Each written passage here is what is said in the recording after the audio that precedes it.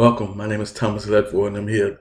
This is part of the income tax course online, and I'm covering some tax reform for the upcoming 2018 season and some changes that's dealing with the individual income tax client that we're coming through the door for this upcoming season. So, go through some information in this video to cover that upcoming situation under the individual income tax preparation of the clients that we will see in 2019. So basically starting off with the standard deductions, all the standard deductions have increased. So single people get the right, their standard deduction is $12,000. Married filing joint and qualified widows is $24,000. Married filing separately is $12,000, and head of household is $18,000. So along with the increase in standard deduction amounts, they also took away the exemptions that we used to be able to write off as well, which means how many people on a tax return times whatever the exemption amount was for that year. It was also deducted from the gross income of the taxpayer. That's no longer the case going forward.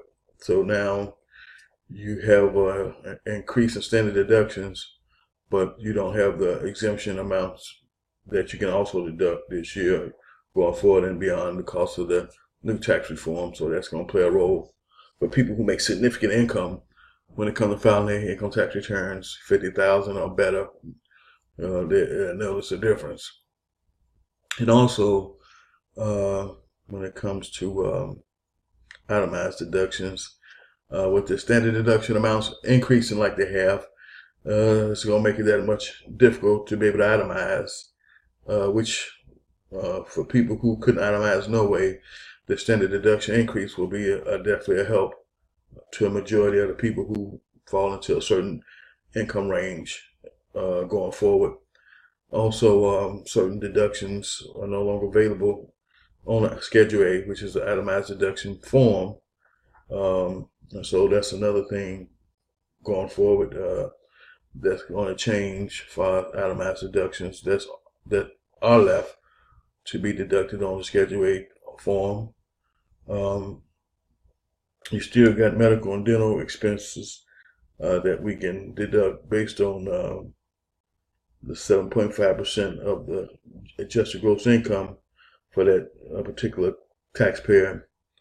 It says before the law changed, unreimbursed medical expense had to exceed 10% of adjusted gross income for most taxpayers in order to be deducted.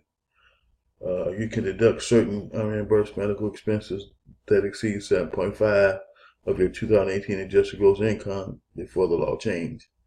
Okay, so that was the difference. Back in the day, you had 7.5, then they changed it to 10%. Now they putting it back to 7.5.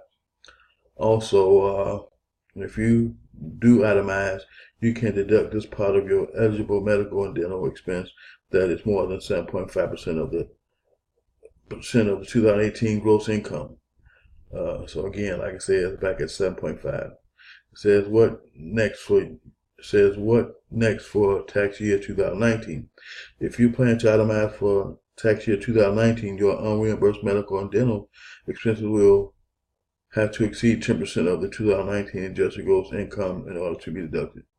So this upcoming season is 7.5, and the 2019 season is back to 10% again, in other words.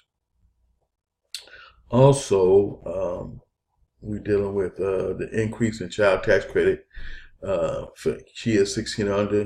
They're worth $2,000 each now instead of $1,000. They also included other dependents where you can get up to $500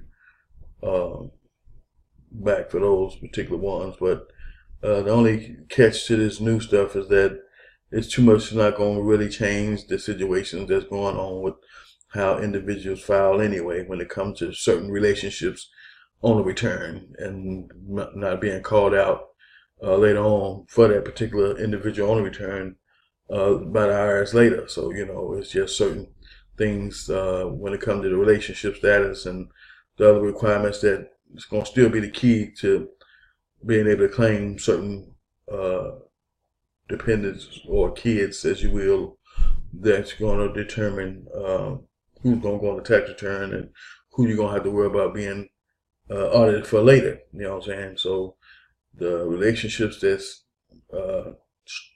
standard that we look at is son and daughter, sister, brother, niece, nephew. Those are the core relationships that we deal with. Anything outside of that, we really, you're going to really have to have documentation in place to support that. And even with the son and daughter, brother, sister, niece and nephew, you're going to have documentation to support all of it. But the point is, it's easier to have documentation that's going to line up with those relationships I just quoted, opposed to anything outside of the son and daughter, sister, brother, niece and nephew relationship situation. And so also the moving expense has been suspended for the upcoming season and beyond. And so you no longer be able to write off moving expenses.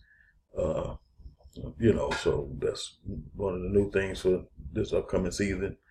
Like I said, the child tax credit says for 2018, the maximum credit increased to $2,000 per qualifying child, up to $1,400 for the credit can be refundable for each qualifying child as additional child tax credit. In addition, the income threshold at which the child tax credit begins to phase out is increased to $200,000 or $400,000 married filing joint.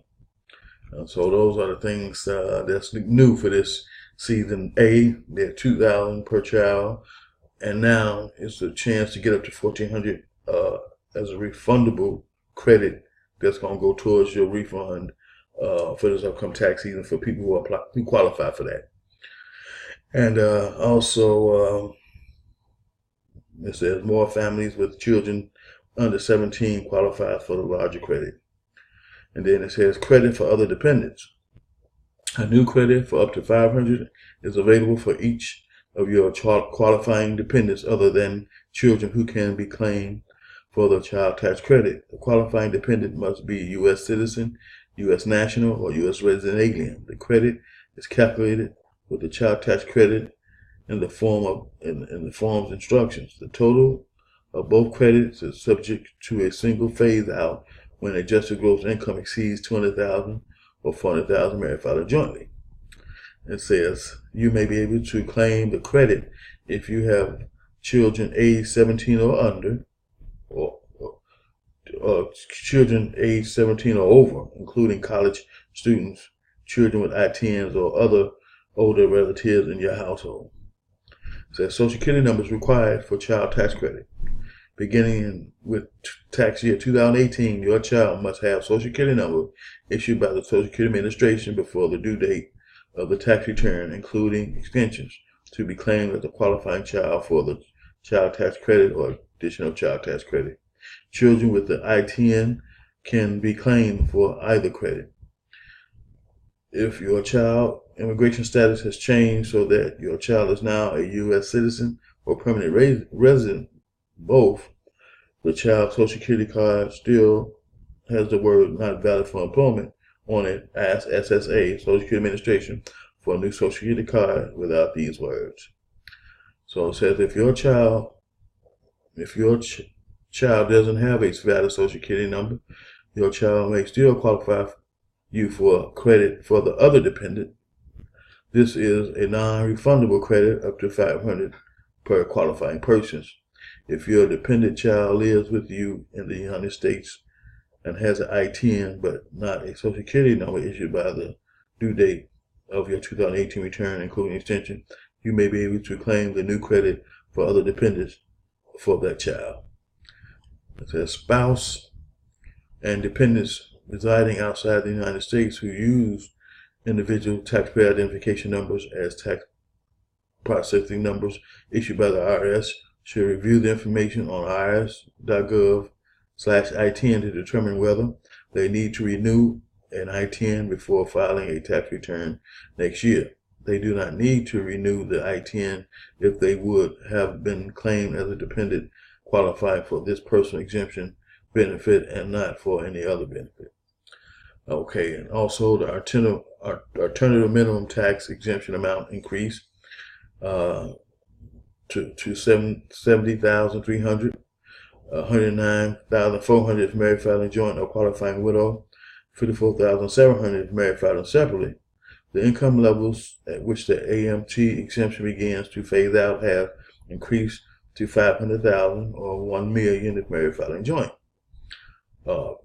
This means that a few taxpayers will pay the amount. And so that's some of the upcoming changes for this upcoming season that we have to deal with when it comes to the tax reform situation that's going on. In another video, I'll talk about some more changes, but I'm trying to keep these videos under 15 minutes, really 10 minutes or under, to the best of my abilities. So I'm gonna be more